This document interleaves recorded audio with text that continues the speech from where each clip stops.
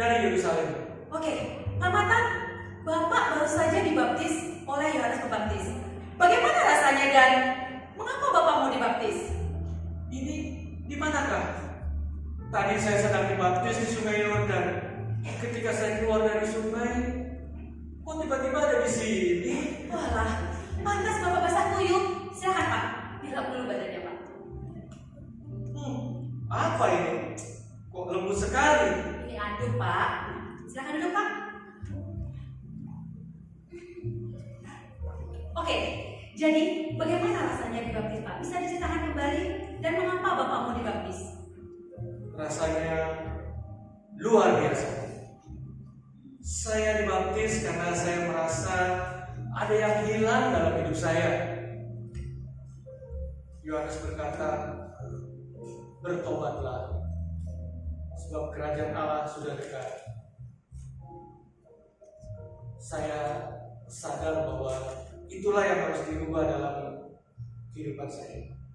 Memang cara hidup Bapak dulu seperti apa? Gak mabuk-mabukan kan? Oh tentu tidak, Bu. Itu jauh barang-barang haram itu dari saya. Itu berdosa, Bu. Lah, terus?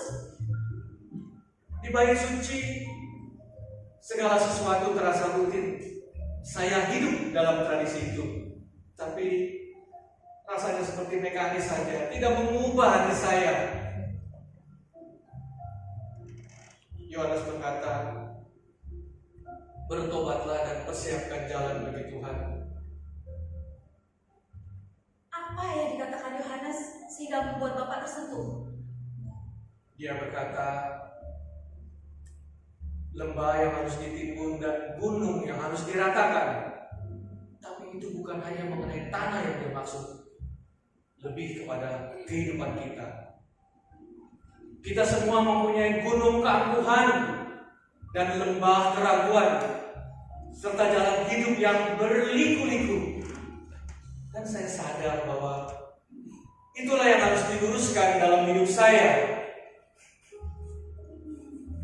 Jadi, Bapak merasa sudah berubah setelah dibaptis? Jadi baru permulaan, Bu. Air sungai mungkin telah membersihkan tubuh saya. Tetapi baptisan ini adalah sebuah lambang yang lebih dalam, pertobatan hati. Yohanes berkata bahwa ini adalah langkah pertama untuk mempersiapkan diri menyambut Dia yang akan datang yang jauh lebih besar dari Yohanes. Tapi sampai saat ini belum tahu siapa gerangan yang dimaksud. Oh, itu Yesus Pak. Yesus. Iya, Dia yang akan datang setelah Yohanes. Spoiler Pak. Mesias itu Yesus yang dari Nazaret. Bagaimana mungkin dia kan seorang anak tukang kayu dan ibunya Maria? Jangan bingung Pak, tenang. Bagaimana nggak bingung? Jadi selama ini Yohanes mempersiapkan diri untuk kedatangan Yesus. Iya Pak, betul. Apa Yohanes tahu? Gak tahu Pak. Jadi dia yang akan menyelamatkan aku. Ya Tuhan Yesus. Nah, itu Bapak nyebut. Oke, sekarang apa rencana Bapak selanjutnya? Kalau saya tahu Tuhan sedekat ini, saya tidak bisa santai-santai di sini. Saya harus segera kembali ke Yerusalem, tapi dengan hati yang berbeda. Yohanes berkata, bertobatlah, karena kerajaan Allah sudah dekat. Oh iya, Ibu sudah dibaptis? Sudah Pak.